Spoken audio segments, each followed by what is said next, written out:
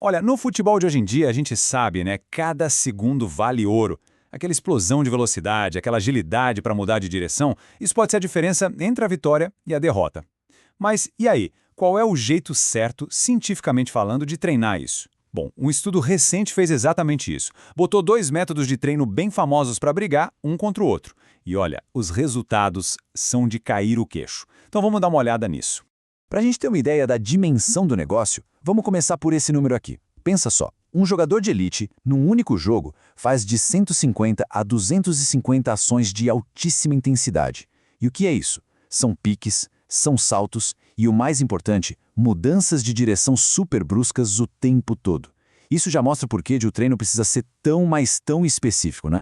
Exato, e aí que a gente chega no ponto principal. O futebol de hoje em dia não é uma maratona de jeito nenhum. É mais como uma sequência de explosões. Claro, ter fôlego é fundamental, óbvio. Mas não é mais só isso que define quem ganha ou perde um jogo. Pois é exatamente isso. Os estudos mostram que essas ações estão ficando cada vez mais comuns no futebol profissional. Então imagina, ter um treino que mira justamente nesses momentos de explosão, isso é uma vantagem competitiva, assim, absurda. Então a grande questão é essa, né? Qual que é o melhor jeito de treinar para esses momentos que decidem o jogo? Foi exatamente essa pergunta que um estudo científico resolveu investigar. Eles montaram um experimento para ver, na prática, qual tipo de treino de velocidade dá mais resultado dentro de campo. Bora ver então como é que foi esse experimento. O que os pesquisadores fizeram foi o seguinte: pegaram dois dos métodos de treino de sprint mais usados por aí e colocaram um contra o outro, para ver qual deles realmente formava jogadores mais rápidos, mais potentes, mais preparados para o futebol no fim das contas. Então, de um lado, tinha o treino de sprint linear, sabe? Aquele clássico, corre o mais rápido que der em linha reta.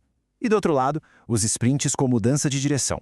Nesse, o jogador tem que frear, virar 180 graus e, puff, explodir de volta para o início.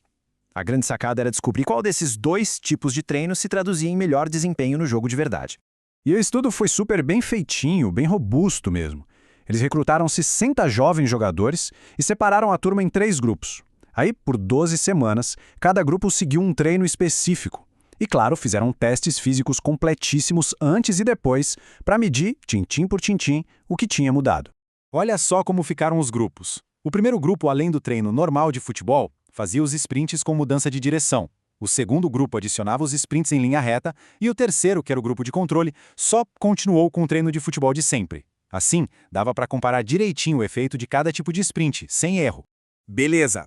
Passadas as 12 semanas de treino e de testes, chegaram os dados e a resposta para a pergunta qual método foi melhor, olha, ela veio alta e clara, foi muito clara.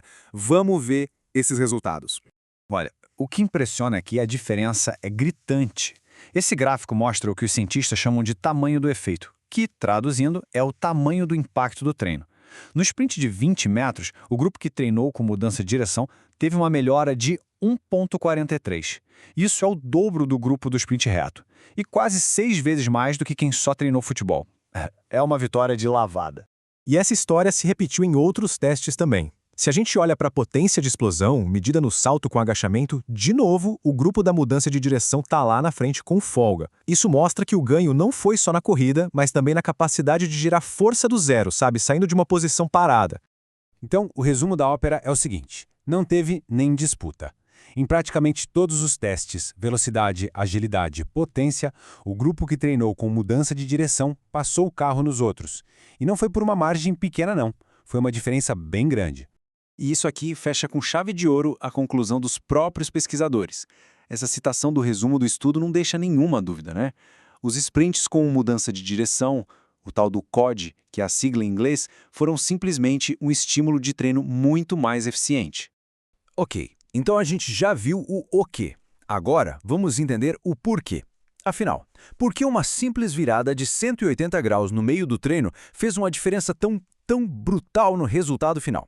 A resposta está numa palavrinha: especificidade. Vamos pensar um pouco. Correr em linha reta treina basicamente a habilidade de chegar na velocidade máxima. Já os sprints com mudança de direção, aí o buraco é mais embaixo. É um ciclo muito mais complexo. Pensa assim, é acelerar, frear com tudo e reacelerar. Essa freada, a desaceleração, obriga os músculos a trabalharem como molas, absorvendo um impacto gigantesco. Aí, na hora da virada, Toda a musculatura do quadril e do abdômen tem que se contrair para manter o equilíbrio. E por fim, para reacelerar, o corpo tem que usar toda essa energia guardada e explodir de novo. É esse ciclo completo que ensina o corpo a ser bom em mudar de direção. E no fim, a lógica é até bem simples. O treino que mais parece com um jogo de verdade é o que vai dar mais resultado. Pensa bem, quando que um jogador corre em linha reta por muito tempo, sem ter que parar, virar, desviar de alguém? É raro. Treinar com essas mudanças de direção prepara o corpo justamente para esse caos controlado que é uma partida de futebol. Certo. E o que a gente tira de lição prática disso tudo? O que dá para levar para o campo de treino amanhã? Bom, a pesquisa deixa umas dicas bem claras, bem diretas. Resumindo a história toda, para quem joga ou treina futebol, o recado é bem direto. Colocar sprints como mudança de direção no treino é um jeito muito mais inteligente de melhorar a velocidade e a potência que fazem a diferença na hora do jogo. O treino é mais específico, o resultado é muito maior e, de quebra, as sessões são curtinhas, coisa de 20 minutos. Ou seja, é uma estratégia super prática e com retorno sobre investimento, vamos dizer assim, altíssimo. E tudo isso acaba levando a uma pergunta final, uma reflexão que serve para qualquer atleta, treinador ou até para quem só gosta do esporte. Com essas evidências na mão, vale a pena parar e pensar. O treino que está sendo feito hoje, ele está de fato preparando o corpo para as demandas super dinâmicas, quase caóticas, de um jogo de futebol? Achar a resposta para essa pergunta pode ser o segredo para destravar o próximo nível de desempenho.